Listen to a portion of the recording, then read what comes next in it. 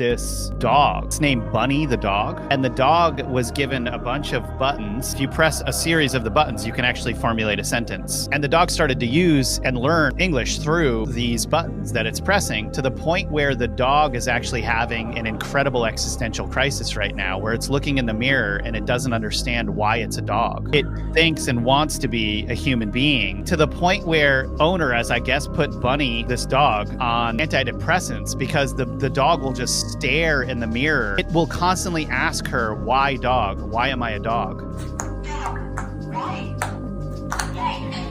Dog, why? I don't know how to answer that. Because Bunny dog. Bunny dog. Okay, huge update about the Congo snake photo, you're gonna want to hear this. After my last video on it, someone sent me a link to a Reddit thread where they've actually found the exact location where the photo was taken. You can see it right here. But not only that, they took it one step further. They managed to find the exact angle the photo was taken, which means using Google Earth, we're able to measure the distance and get an accurate idea of how large this snake was. So you can see here they've overlaid the original photo and it matches up completely, which is insane. After doing the math, they found out the snake was around 15 meters long, or 49 feet, which is so much larger than any known snake. We genuinely might be looking at the discovery of a 50-foot long snake in the Congo. Oh my god, that is a very long snake, 50 foot! If you suffer from low back pain or sciatic pain, I have a miracle for you. Please stick around and watch this video. I don't use the word miracle lightly, and I know it sounds like I'm going to try to sell you something. I'm not. This is free. Now, the thing I'm going to teach in this video is especially valuable to body workers, chiropractic doctors, physical therapists, massage therapists, and the like are going to find that this is of great benefit. But any doctor can and should, in my opinion, learn about this and use it. It's very simple and it's extremely effective, and it can be absolutely miraculous. And you can use it on yourself as well if you are one of those people who have low back pain or sciatic pain. Now, I'm not talking about temporary relief. In most cases, this can help to make it go away permanently. This is something I discovered many years ago. I've used it on countless patients. It's a big world, and surely there's someone else in the world who knows about this, but I don't know of them. I've never read it in any book. It was never taught to me. I've never heard about it. I've never encountered anyone who knows about it. So, for lack of a better name, I call it the Curtis technique. The Curtis technique is easy to do. It doesn't take a lot of experience or practice, and the results, you won't believe the results. They can be absolutely dramatic. It works probably 95% of the time. There is that small percentage of patients that I haven't been able to help with this, but most of the time it works very well, and in most cases it's dramatic, and the results can be seen immediately. In some cases, the pain goes away immediately, and as I said, it's permanent. I haven't really found any limitations to this technique. I've had patients who have multiple disc herniations confirmed by MRIs, and yet they still respond to this. I even had a patient who had had 2 failed spinal surgeries, and he was on disability, and this technique worked on him. Now, he wasn't one of those patients who immediately got well. It took time, and it took multiple sessions, and I taught his wife how to do it, and she did it on him at home, and he was able to get off his pain medications, and he was able to live a normal life. Many of the people I treated with this technique had had cortisone injections, they'd gone through physical therapy, they'd had chiropractic treatments, and many of them had gone to acupuncturists. Nothing helped. I've had patients who had sciatic pain for decades and just had to learn to live with it. Now, I'm not boasting. I just want you to understand that this thing really works, and it's a free gift. I'm not trying to make any money off this. I just want to give this to the world. I want the knowledge of this thing to spread. It's unusual. It will seem very strange to you. Some of you will reject it because of that. There are people who simply refuse to accept anything that doesn't make sense to them. It doesn't make sense to me either. It didn't make sense when I discovered it, and yet I've used it for decades and it works. I don't expect you to not be skeptical. I would be skeptical too. That's a scientific approach, what I call open-minded skepticism. But I do hope you will try it. So here's how you do it. First, you have to find the spot, the Curtis spot. You go right into the armpit and then go down maybe 4 inches and then push around, press around.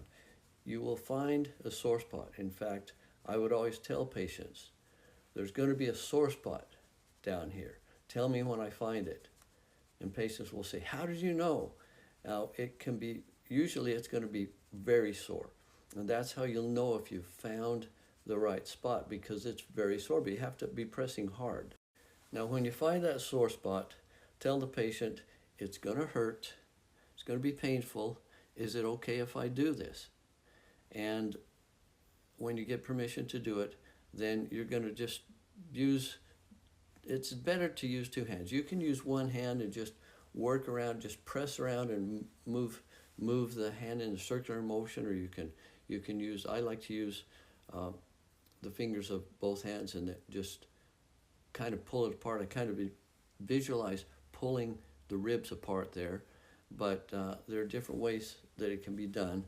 I usually do it for about 30 seconds. If it's not painful, in fact, very painful, you either don't have the right spot or you're not doing it hard enough, because unfortunately it has to be painful. It's just, for a short period of time that they have to endure the pain. And you'll usually know if you're still on the spot by watching their face. Some people are pretty stoic about it and they don't have a lot of facial expressions, and you have to ask them, is it still hurting? Am I still on the spot? But usually you'll be able to tell by looking at their face. People will always ask, what is this? What does this have to do with my low back pain or my sciatic pain? And I will tell them it's very simple. I don't know. I used to suspect it was a neurological connection, but now I think it probably has to do with the fascia. We know as we learn more and more about the fascial layer of the body that it has a lot of functions more than just simply being a covering. But I haven't concerned myself too much with how it works or why it works. I just know that it works. I discovered it because in my practice I would do a lot of rib work, helping people with breathing difficulties, even anxiety, and I'll talk about those things in another video. By the way, I forgot to mention, it's best to have the patient lying on their side. If the pain is on their right side in the low back or the right sciatic nerve, or it could be one of the other nerves going down the leg, then you'll have them lie on their left side and raise their arm. If the pain is in the center of the low back, then do both sides. And in many cases, you'll do both sides. Sometimes, if they have all their pain on one side, you will only find the sore spot on one side. The Curtis spot won't be, you won't be able to find it on the other side. There are different kinds of minds in the world. Some people will look at this and say that's ridiculous, and they will just go on their way. My videos are not for that kind of mind. Other people will say, well, I'm really skeptical. It doesn't seem like this could possibly be true, but they will try it and they will find that it works.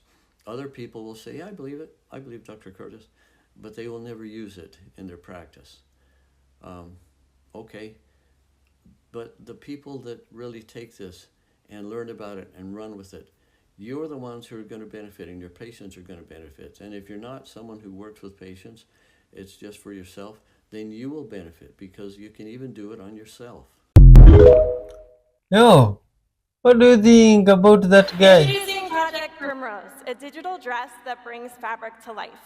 Unlike traditional clothing, which is static, Primrose allows me to refresh my look in a moment. Wow.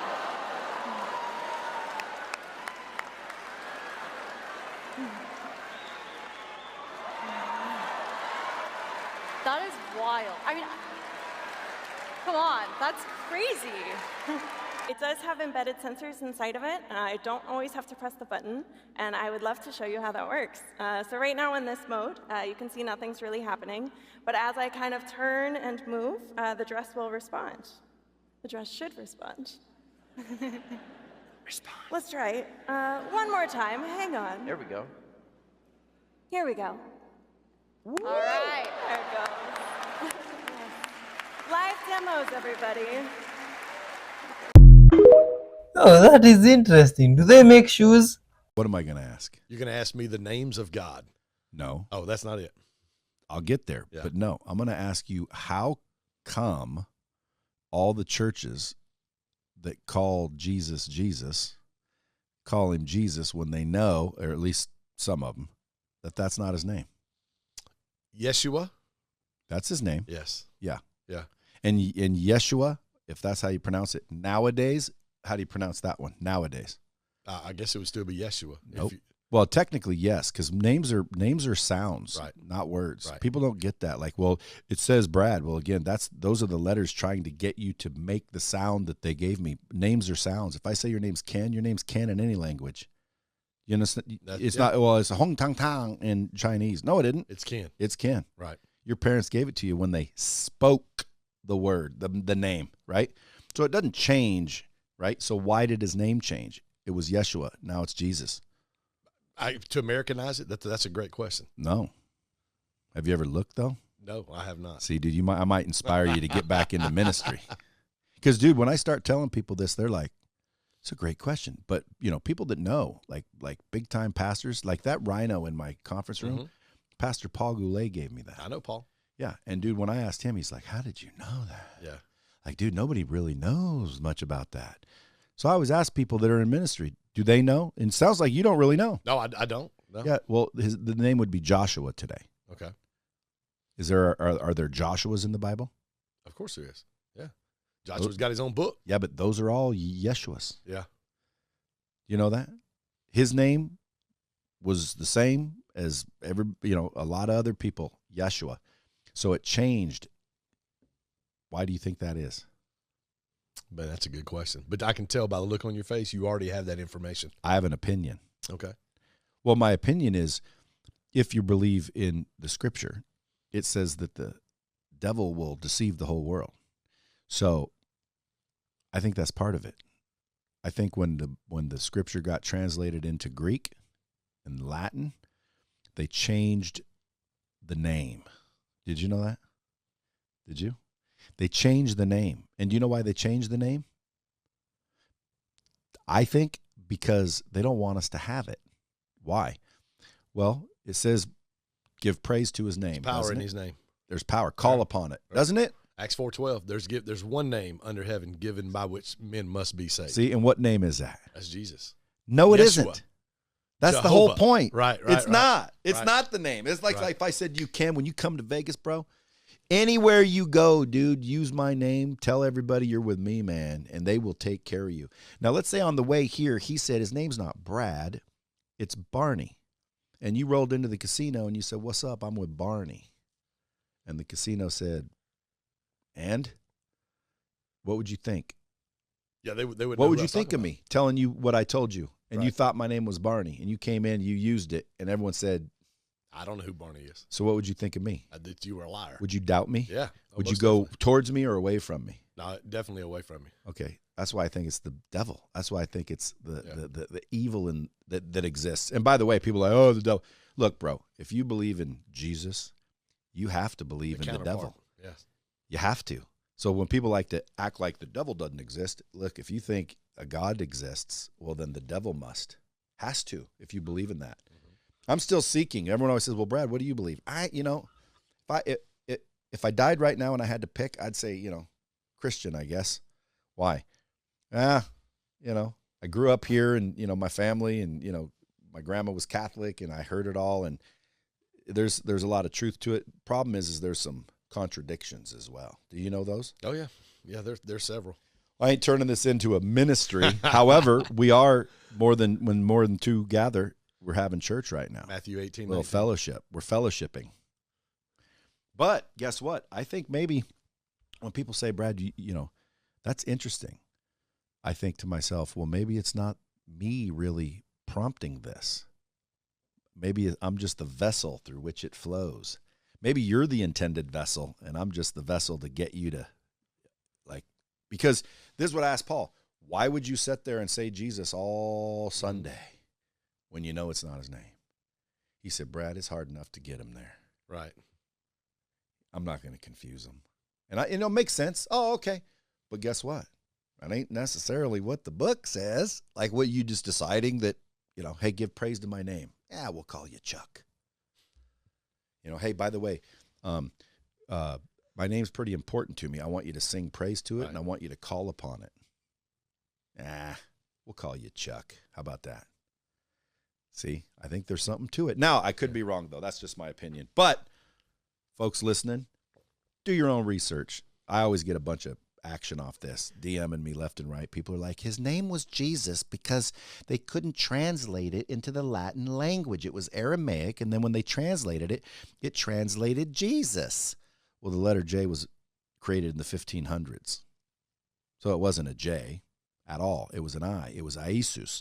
And Iesus was to literally, back in 325 AD, when Constantine knew that the Roman Empire was crumbling, there was like 52 different religions, all free to do whatever they want. There was sun worshipers, there was Greek mythology, there was like, you know, all of these different religions, you know, Nazarenes, by the way, they weren't called Christians, just so you know, they were called Nazarenes.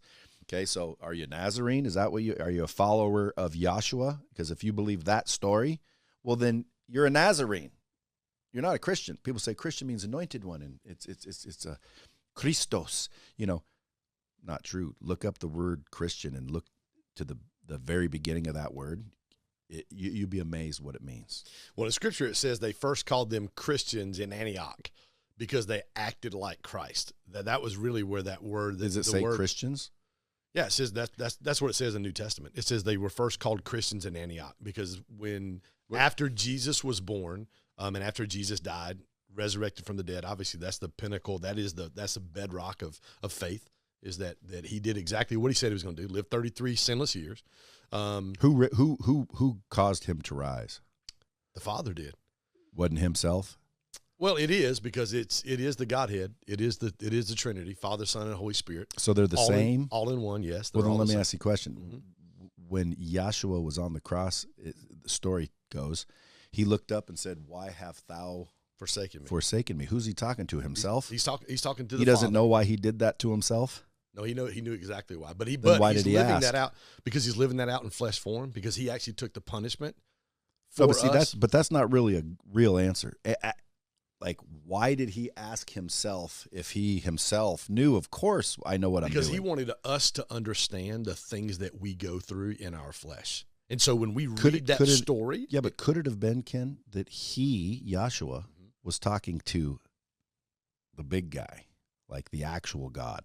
In flesh form, yes. John chapter 1, it talks about, and I love the Message translation, it talks about how Jesus took on flesh and moved into the neighborhood. Do you know the name of God? Do what now? Do you know the name of God? God, the one who rose up. Jehovah. Yahshua. Yeah.